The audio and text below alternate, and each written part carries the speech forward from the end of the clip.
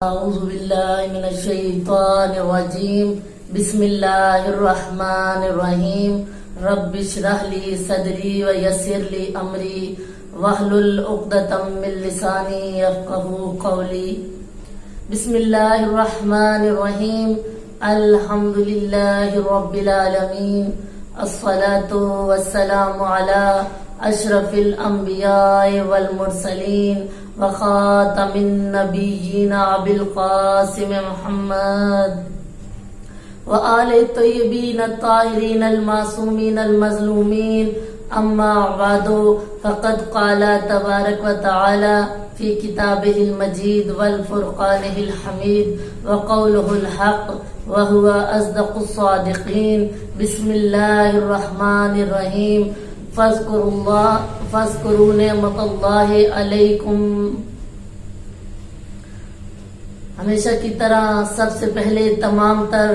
حمد و ستائش اس رب کردگار کے لیے کہ جو ایسا رب ہے،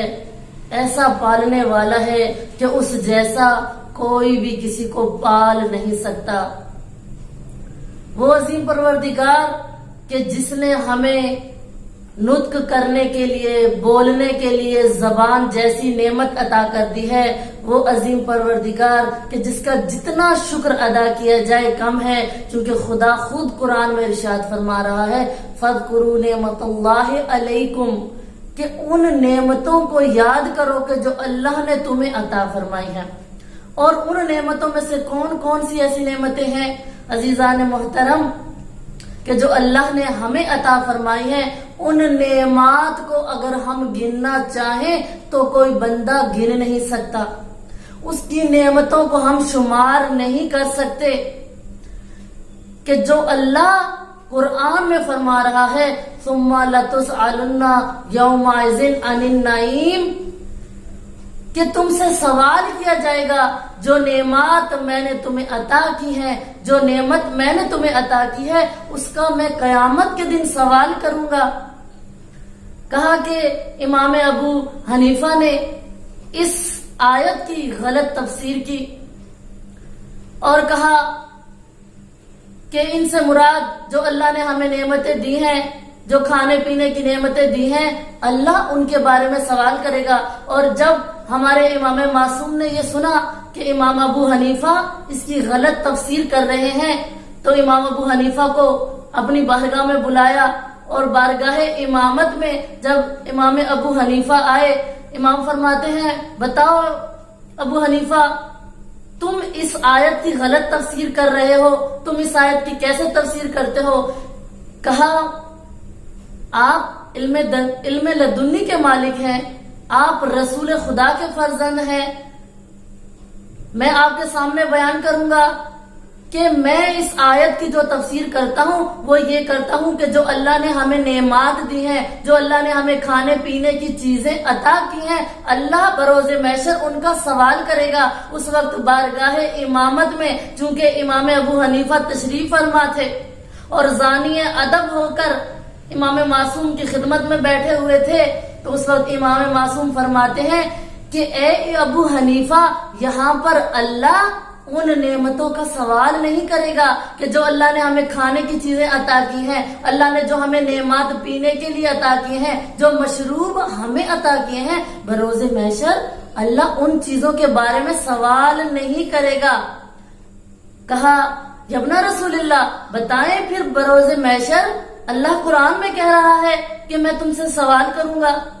وہ کون سی نعمتیں ہیں؟ تو اس وقت امام فرماتے ہیں کہ سب سے بڑی نعمت جس کا اللہ سوال کرے گا وہ ہماری آل محمد کی ولایت عظما ہے۔ سبحان اللہ، کہ یعنی اللہ نے جو ہمیں نعمت عظما عطا کی ہے وہ کون سی نعمت ہے؟ وہ نعمت آل محمد کی محبت جو اللہ نے، ولایت جو ہمارے دلوں میں قرار دی ہے، اور کہا کہ اس کا میں تم سے سوال کروں گا۔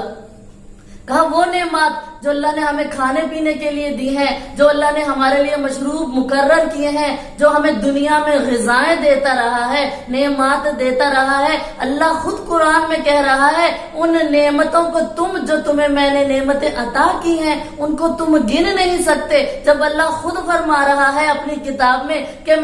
تم ان نعمات کو گن نہیں سکتے، تو اے امام ابو حنیفہ بتاؤ، ہم جب اللہ کی نعمتوں کا شمار نہیں کر سکتے تو کیسے ممکن ہے کہ خدا بروز محشر ہم سے ان نعمات کے بارے میں سوال کرے گا؟ بلکہ ثم لتسألن یومئذ عن النعیم، یعنی اللہ ولایت عظما جو اللہ نے دی ہے، جو نعمت عظما قرار دی ہے اللہ نے اپنے بندوں کے لیے، وہ کون سی ہے؟ ولایت آل محمد کی نعمت ہے کہ جس کے بارے میں بروز محشر اللہ سوال کرے گا۔ تو سامعین گرامی، آج کی مخصوص مناسبت جو ہے وہ امام جعفر صادق علیہ السلام کے لیے ہے کہ وہ امام جعفر صادق علیہ السلام کہ جن کا آج روز شہادت ہے، کہ امام جعفر صادق علیہ السلام کی زندگی ہمارے لیے ایک آئیڈیل زندگی ہے، ہمارے لیے ایک نمونہ عمل زندگی ہے۔ کہ کیوں؟ اس لیے کہ ہمارے مذہب کا پرچار، ہمارے مذہب کو اجاگر کرنے والی شخصیت چھٹے امام جعفر صادق علیہ السلام کی ہے، کہ جو فقہ جعفریہ ہر کوئی مشہور ہے، حنبلی کے نام سے، شافعی کے نام سے، مالکی کے نام سے مشہور ہے، لیکن ہمارے مذہب کو فقہ جعفریہ جو کہا جاتا ہے اس کے پیچھے جس امام نے کوششیں کی ہیں وہ امام جعفر صادق علیہ السلام ہے، کہ جن کے بارے میں یہ ملتا ہے کہ جنہوں نے فقہ کو اس طرح سے اجاگر کیا کہ اگر یہ اجاگر نہ کرتے تو علم فقہ کا باب ختم ہو جاتا، علم فقہ کا باب بند ہو جاتا۔ تو امام جعفر صادق کہ جن کا نام جعفر ہے، اور جعفر کے معنی ایک نہر کے ہے، گویا خدا کی قدرت یہ اشارہ کر رہی ہے کہ آنے والے وقت میں یہ امام اپنی نہر سے علم کے پیاسوں کو علم سے سیراب کریں گے۔ یعنی امام جعفر صادق علیہ السلام کہ جن کے بارے میں ملتا ہے کہ جب امام علیہ السلام کو یہ موقع ملا کہ وہ اپنے مکتب تشیع کی، مذہب تشیع کی تعارف کروائیں، اس کو اجاگر کروائیں، اس کے علم کو ہر جگہ پھیلائیں، تو مولا نے ایک چھوٹا سا اپنا مکتب بنایا کہ جہاں پر علم کے پیاسے لوگ آ کر سیراب ہوتے تھے۔ اور مولا کو موقع کیسے مل گیا؟ کہا کہ امام کے دور میں یہاں پر خلافت بنو امیہ سے بنو عباس میں منتقل ہو رہی تھی،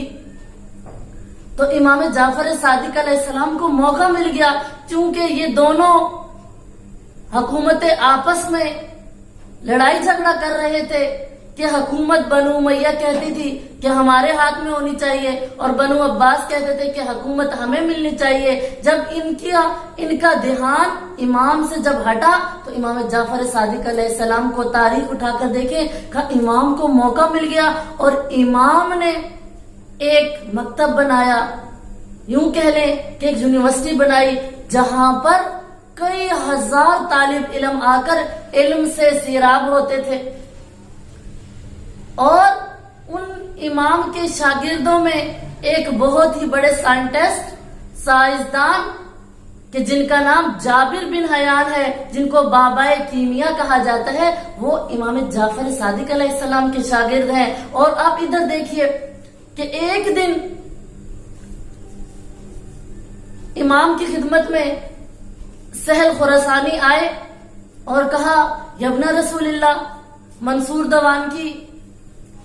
آپ کی جان کے در پہ ہے، آپ کو قتل کرنا چاہتا ہے، مولا آپ آئیں، آپ منصور دوانکی کے خلاف قیام کریں. دیکھیں خراسان میں کتنے ہی لوگ آپ سے محبت کرتے ہیں، آپ کے کتنے ہی شیعہ خراسان میں رہتے ہیں. آئے مولا میرے ساتھ چلیں،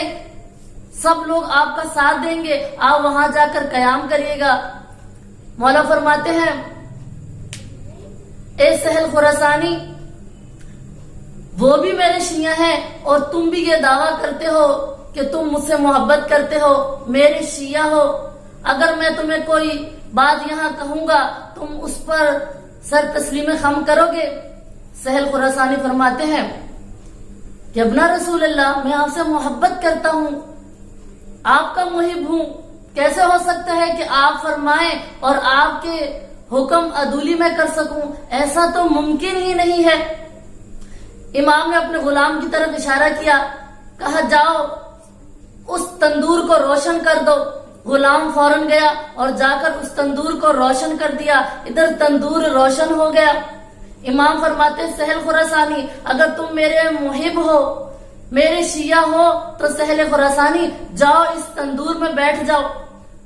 سہل خراسانی کہتے ہیں مولا میں تو اپنے گھر خبر نہیں دے کر آیا کہ یہ میرا آخری سفر ہوگا، ابھی میرے تو بچے چھوٹے ہیں، میں ان کو بتا کر نہیں آیا ہوں کہ میں اس دنیا سے جانے والا ہوں. جب اس نے ہیل بہانے شروع کیے تو مولا نے فرمایا اپنے غلام سے جاؤ کہ جو شخص سامنے گزر رہا ہے، راستے سے گزر رہا ہے، اس کو بلا کے لے کے آؤ. جس کے بارے میں تاریخ کہتی ہے کہ اس شخص کا نام ہارون مکی تھا. جب غلام دوڑا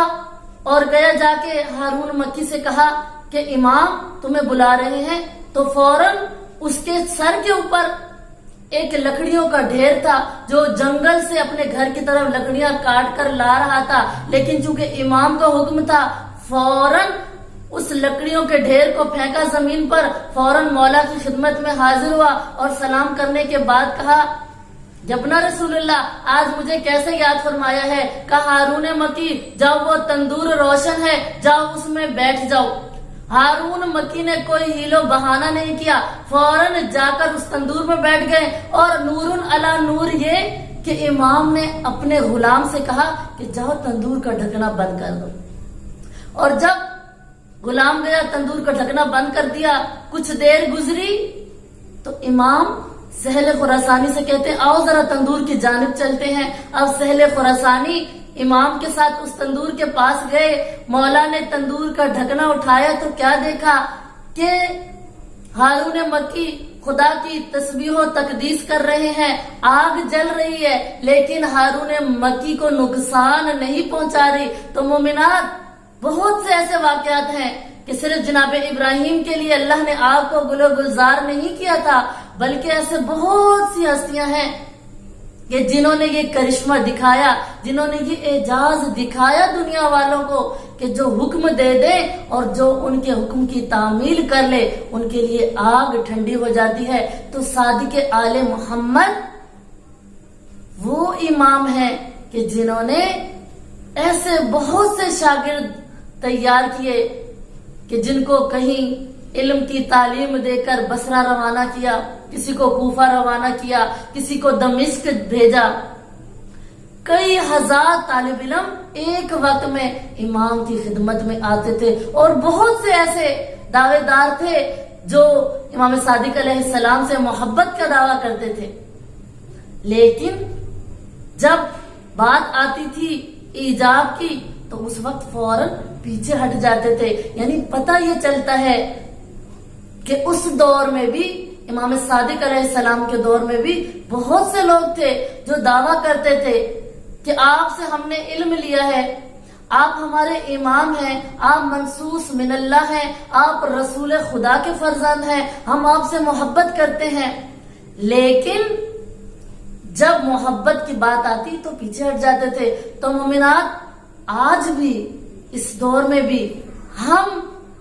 ہمیں ایسے لوگ ملیں گے کہ جو دعویٰ تو کریں گے، ہم ہی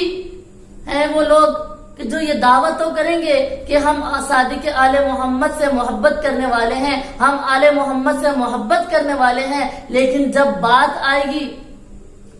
کہ ان کی پیروی کرنے کی ان کو فالو کرنے کی، تو اس وقت بہت ہی کم لے جائیں گے، رہ جائیں گے کہ جو امام کے پیروکار ہوں گے۔